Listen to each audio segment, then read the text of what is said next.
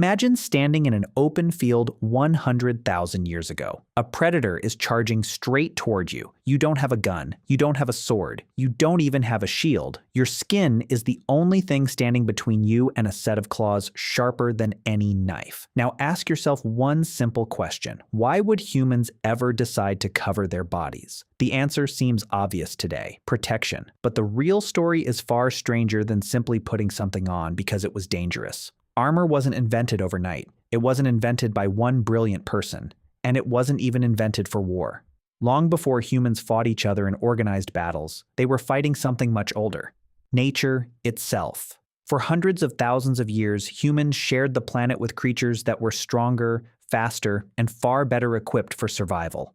Lions, hyenas, leopards, gigantic bears. Even something as simple as walking through a forest carried enormous risks. Every sharp branch could cut your skin. Every fall onto rocks could open a wound. Every bite from an animal could become infected. Without antibiotics, even a small cut could eventually become deadly. Protecting the body wasn't just about avoiding pain. It was about staying alive. The first armor probably didn't look like armor at all. It was simply clothing. When early humans began wearing animal skins, they were almost certainly trying to stay warm. But those same skins did something unexpected. They also softened scratches. They reduced injuries from thorn bushes. They protected the shoulders while carrying heavy loads. And if an animal attacked, a thick hide could absorb part of the impact before it reached human skin. It wasn't perfect, but it was better than nothing. This is one of humanity's greatest strengths. We rarely invent something for only one purpose. We solve one problem and accidentally solve three others. The same animal hide that kept someone warm during a freezing night also made them slightly harder to injure during the day. Little by little, humans began noticing something. Thicker materials offered better protection. A fresh deer hide was flexible, but once it dried, it became surprisingly tough. Some hides became almost impossible to tear with bare hands. Instead of throwing away the thickest parts of an animal's skin, people started keeping them, layering them, wrapping them around their bodies. No one called it armor, but that's exactly what it was becoming. Then another discovery changed everything: fire. When humans learned to control fire, they didn't just cook food. They discovered heat could transform materials. Animal hides could be smoked, dried, hardened. Some became stronger than anyone expected. This wasn't metal armor, but compared to bare skin, it was a remarkable improvement. For thousands upon thousands of years, this was enough. Humans weren't trying to become invincible. They simply wanted to survive another day. And for a very long time, nature was the greatest enemy they faced. But eventually, something changed. The greatest danger was no longer lions or bears or wolves. It became other humans. That single change would completely transform the future of armor. Because protecting yourself from claws is very different from protecting yourself against a spear. For hundreds of thousands of years, animal hides were enough. But then humanity made one of the biggest changes in its entire history. People stopped wandering and started settling down. Around 10,000 years ago, agriculture spread across parts of the world. Villages became towns. Towns became cities. For the first time, humans owned something worth stealing: land, food, animals, stored grain. The moment people settled in one place, conflict changed forever. Hunter-gatherers rarely fought large, organized battles, but farmers had something permanent to defend, and something permanent to attack. A sharpened stick that once hunted deer could now be turned against another human. Spears became longer, axes became heavier, stone clubs became deadlier. As weapons improved, people needed better protection. The first true armor was probably made from thick layers of leather. Leather was surprisingly effective. It was flexible, relatively light, and much harder to cut than ordinary animal skin. Some cultures soaked leather in hot water before drying it. This process, called cuir bouilli, hardened the material dramatically. The result wasn't as strong as metal, but it could absorb blows that would otherwise tear through flesh. Soon, people realized protection didn't have to come from skin alone. Wood could help too. Large wooden shields appeared across many ancient cultures. At first glance, a shield seems different from armor, but it follows the exact same idea. Instead of making the body stronger, you place something else between yourself and danger. Sometimes the simplest inventions change history the most. Then came a discovery that transformed everything: metal. Long before iron, humans learned to shape copper. Copper was beautiful, easy to work with, But it had one major problem. It was soft. A hard strike could bend it easily. Then someone mixed copper with another metal, tin. The result was bronze, harder, stronger, far more durable. It marked the beginning of the Bronze Age. Suddenly, armor wasn't limited to leather anymore. Small bronze plates could be attached to leather clothing. Helmets appeared. Chest protection improved. Wealthy warriors began wearing shining bronze armor that reflected sunlight across the battlefield. But bronze had a problem. It was expensive. Tin was rare. Only kings, elite soldiers, and nobles could afford full bronze armor. Most people still relied on leather, wood, or nothing at all. Armor quickly became more than protection. It became a symbol. The better your armor, the higher your status. People could often tell who the leader was. Long before the battle even started, civilizations across the ancient world developed their own solutions. The Egyptians favored lighter protection suited for hot climates. The Greeks introduced bronze muscle cuirasses shaped like the human body. The Assyrians experimented with overlapping scales sewn onto cloth. These tiny metal plates worked almost like fish scales. When struck, they spread the force across many layers. It was one of history's first examples of flexible metal armor. Instead of one heavy solid plate, hundreds of smaller pieces moved with the body, a surprisingly clever solution, but warfare never stands still. As armor improved, weapons improved too. Longer spears, stronger bows, sharper swords. Every invention created a new problem. Every problem demanded another invention. Human history became an endless race between attack and defense, and soon, a new metal would arrive, one so strong, it would replace bronze almost completely. Iron. With it, armor would become stronger than ever before, but so would the weapons trying to destroy it. Iron changed everything. Unlike bronze, iron was far more common beneath the Earth's surface. The problem wasn't finding it. The problem was shaping it. Iron requires much higher temperatures than bronze. For centuries, humans simply couldn't produce enough heat to work it efficiently. But once blacksmiths learned how, the world changed. Iron weapons became stronger. Iron tools lasted longer. And iron armor became the new standard. Unlike leather, iron didn't tear. Unlike bronze, it was much harder to bend. For the first time, soldiers could survive blows that would have been fatal only a few generations earlier. But iron introduced a new problem. Weight. Imagine wrapping your entire body in solid iron. You'd be protected, but you could barely move. Human beings needed armor that was both strong and flexible.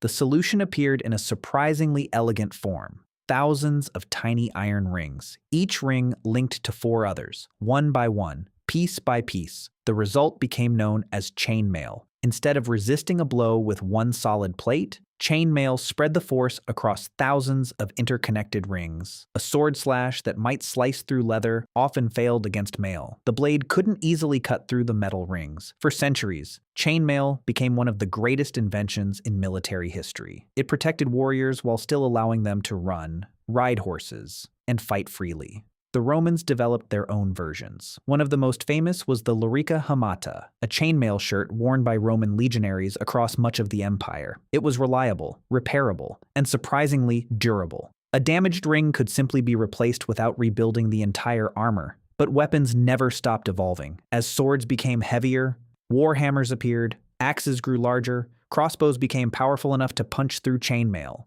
Suddenly, the armor that had protected generations of soldiers wasn't enough anymore. Humans needed another solution. So blacksmiths began shaping large sheets of steel instead of linking small rings together. Chest plates, shoulder guards, arm protection, leg armor. Eventually, entire suits. This was plate armor. When most people imagine a medieval knight, this is what they picture: a warrior covered from head to toe in polished steel. Movies often make plate armor look impossibly heavy, as if knights could barely walk. In reality, a well-made suit usually weighed around 20 to 30 kilograms, roughly the same weight many modern soldiers carry today. More importantly, that weight was spread across the entire body. Knights could run, jump, climb onto horses, even stand up after falling. Historical demonstrations have shown trained fighters performing roles, climbing ladders, and even sprinting while fully armored. Plate armor wasn't clumsy, it was engineering. Every curve served a purpose. Rounded surfaces helped deflect sword strikes. Angled plates redirected spear thrusts. Joints overlapped carefully to protect movement without sacrificing flexibility. For hundreds of years, armor reached a level of craftsmanship so extraordinary. It was almost like wearable architecture. Kings spent fortunes on custom-made suits. Some were decorated with gold. Others carried family symbols engraved into the steel. Armor had become more than protection. It was power, status, identity. It represented the greatest defensive technology humanity had ever created. It seemed almost unbeatable, because somewhere, another invention was quietly improving. And unlike swords, it didn't care how thick your armor was. Gunpowder. For centuries. It looked like armor had won. Blacksmiths kept making it stronger. Thicker steel. Better craftsmanship. Smarter designs. Every generation believed they had finally created protection that nothing could break. Then, gunpowder arrived. The earliest firearms weren't especially accurate. They were slow to reload. They often misfired, but they possessed one advantage no sword or spear ever had: pure force. Instead of cutting through armor, a bullet struck it with explosive energy. At first, armor makers fought back. They made breastplates even thicker. Some armor was actually tested by firing a pistol directly at it. If the plate survived, the dent was left visible as proof of its quality. These marks became known as proof marks. Imagine buying armor, and the salesman proudly showing you the bullet dent. See? It already stopped one. For a while, it worked. Armor and firearms entered another arms race. Guns became more powerful. Armor became heavier. Then guns became even more powerful. Eventually, the armor became too heavy to wear. A soldier couldn't spend an entire day marching in steel thick enough to stop every bullet. The cost was simply too high. Speed, mobility, endurance. These became more valuable than complete protection. By the 1700s, most armies had abandoned full-plate armor entirely. The age of the armored knight was over. It had lasted for hundreds of years, but the story of armor wasn't finished. It was only changing. During the First World War, soldiers found themselves facing a terrifying new threat: machine guns, artillery, exploding shells. Once again, humanity needed protection. Steel helmets returned to the battlefield, not because they could stop rifle bullets, but because they dramatically reduced deadly head injuries caused by flying metal fragments. Sometimes, even a small improvement saves thousands of lives. Then came the 20th century. Scientists began searching for something steel could never provide: strength, without weight. The answer wasn't found in a blacksmith's workshop. It came from chemistry. In 1965, a researcher named Stephanie Kwolek developed a remarkable synthetic fiber. It became known as Kevlar, weight for weight. Kevlar was far stronger than steel. Instead of stopping bullets by sheer thickness, its tightly woven fibers spread the bullet's energy across thousands of microscopic strands. Modern body armor became lighter, more flexible, and far more practical than medieval steel ever could have been.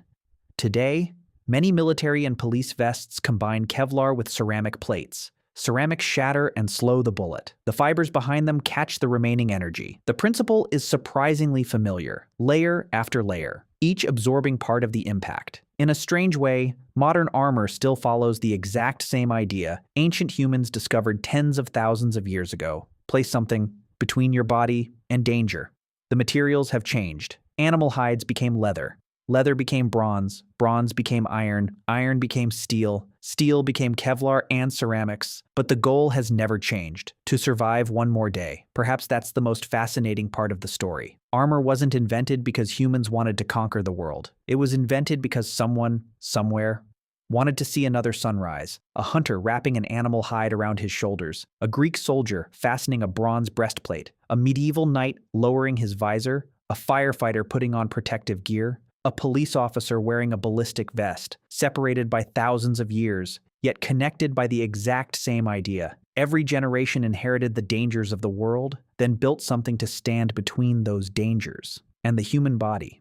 The story of armor is really the story of humanity itself, not becoming stronger than nature, but becoming smarter than it. Every shield, every helmet, every vest is another reminder that humans rarely possess the sharpest claws or the thickest skin. Instead, we build both, and that ability may be the greatest protection we ever invented. So, the next time you see a medieval knight in shining armor, or a modern police officer wearing a bulletproof vest, remember, You're looking at two chapters of the same story, a story that began tens of thousands of years ago, with someone who simply asked one question: how can I survive tomorrow?